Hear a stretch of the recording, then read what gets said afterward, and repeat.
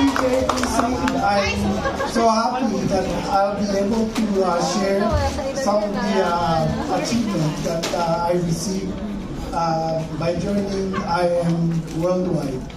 So let me show you the check first. Who wanted to read my 1-week check?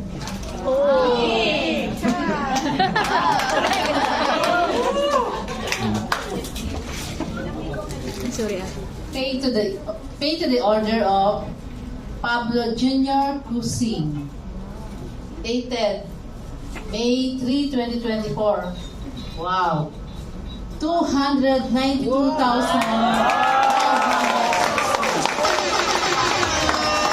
Thank you. I am Worldwide. And this is tax-free. Nabawasan na yung tax na to. Kaya I don't have to worry about paying taxes. Pwede ko lang gastusin lahat to. Diba? And the good thing about it is, nabawi ko na yung in-invest ko. Plus, meron pang dagdag. Diba? So, how amazing it is. But I also wanted to share paano ako nag-umpisa rito sa IM Worldwide. So, I am number 9 survivor of pancreatic cancer in the world. Wow. Number 9. May mga record na tinatago sa lahat ng mga nabuhay dun sa pancreatic cancer. Fortunately, I'm number 9 and I'm still alive. So I've been alive for 25 years. But the problem is, yung liver ko, wala nang tumutulong para magsala ng dugo ko. Compared to before, meron tayong pancreas, meron tayong spleen, meron tayong ibang gallbladder or any other organs na tumutulong. So ang nangyari, 2 years ago, na-diagnose ako na 40% of my liver is cirrhosis. And 60% of my liver is already damaged because of fatty liver. So, hindi naman ako umiinom, hindi ako naninigarilyo, pero ang problema is overwork yung liver ko. So, nung nalaman ko na meron akong ganong klaseng problema, naging routine yung pagpunta ko ng ER. So, naging madali akong mapagod, nagiging amnesia ako, hindi ko na alam kung ano nangyayari once na tumaas yung ammonia ko. So, every time na magbiyahe ako ng long haul, katulad ng pagpunta ng San Francisco, ang nangyayari is, part of my routine na mag-stay ako sa San Francisco, I have to be checked in sa ER for 4 to 5 days. So every time na mangyari yon, I have to spend mga $3,000 to $4,000 para dun sa stay ko sa ER. To make the long story short, yun ang naging buhay ko for the last 2 years. So, hindi na ako active sa mga ginagawa ko. So, sa bahay lang ako most of the time.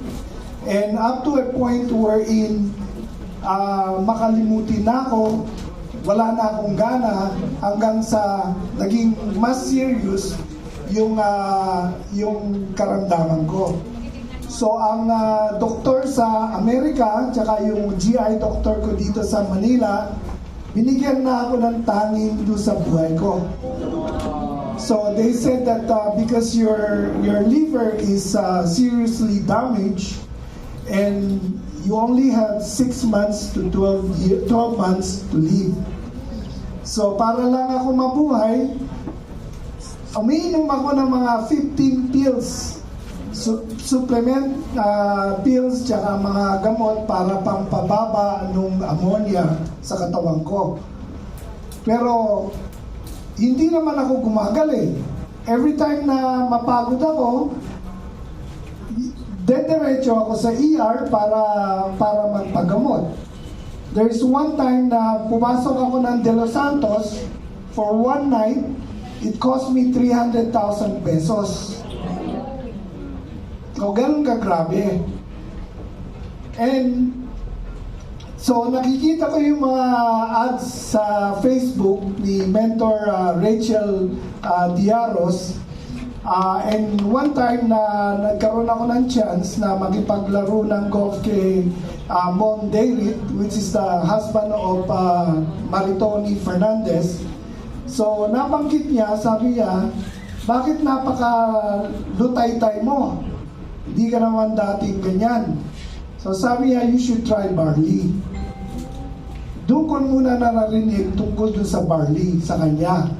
Pero hindi niya ako pinilit na, mag-join ka or ano. So, ang sinabi niya lang, you should try barley. So, after that, tinawagan ko si Mentor Rachel. So, nagtanong ako ng background, magkano bang mag-member and everything. So, nung nalaman ko na, sabi ko, ang mahal pala. Okay?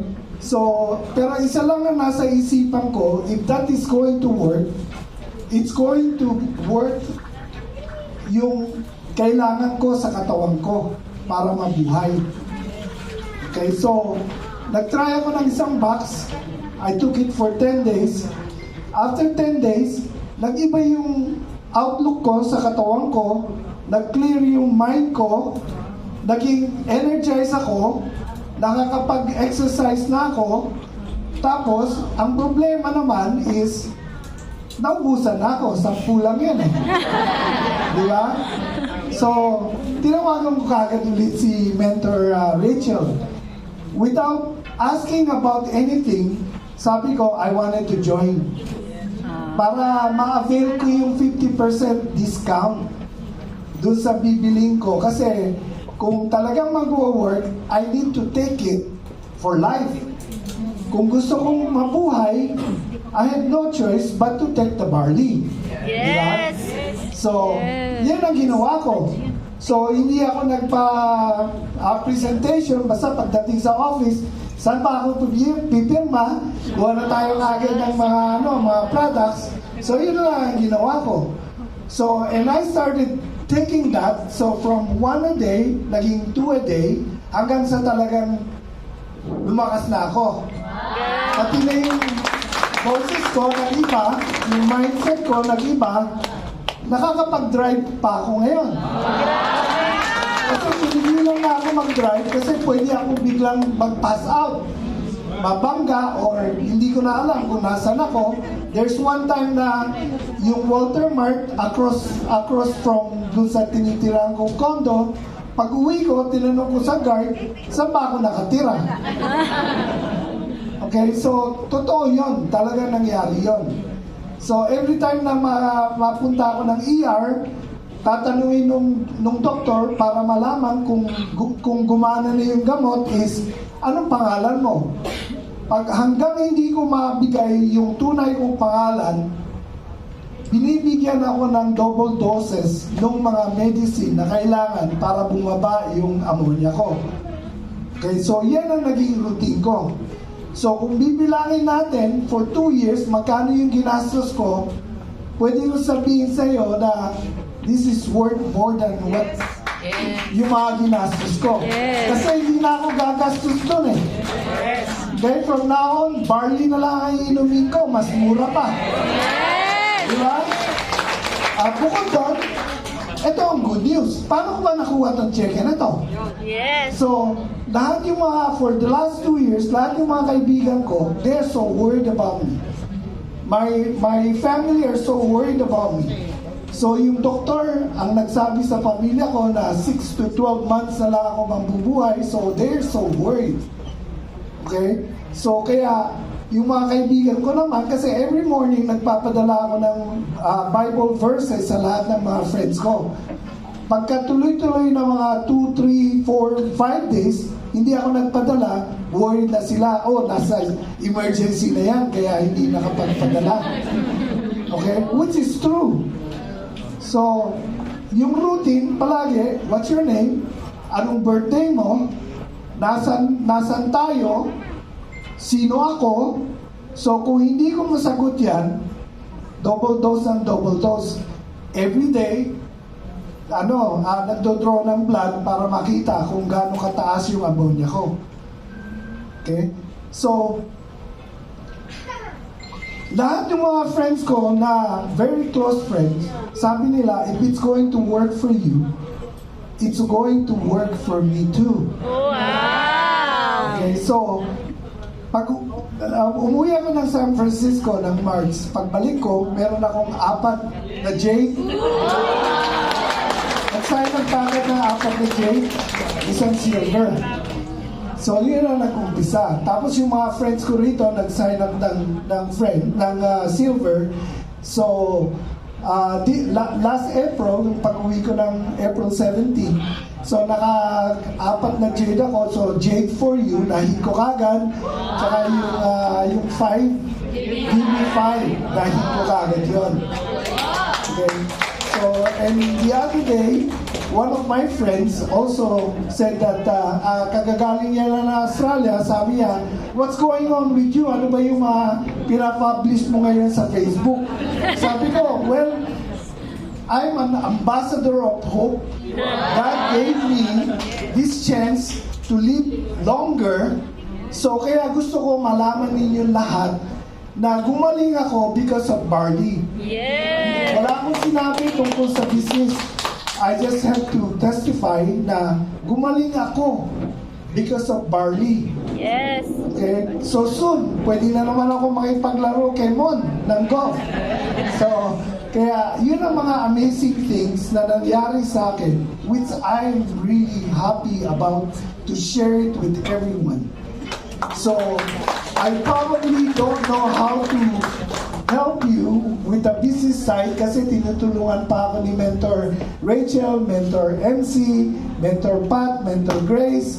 So, pero someday I'll learn that too. Pero right now, if you need my help to give testimony, call me anytime. I'll be there. Okay? So, I will always be an ambassador of hope. Katulad yung naano sa the company Bible verse, Jeremiah 29:11. So, yun ang susundan ko. Okay? So, I can tell everyone right now, I'm not gonna die after 12 months. I'm gonna live on over 85 years old. Okay? So, it's so amazing. And that's all my sharing today.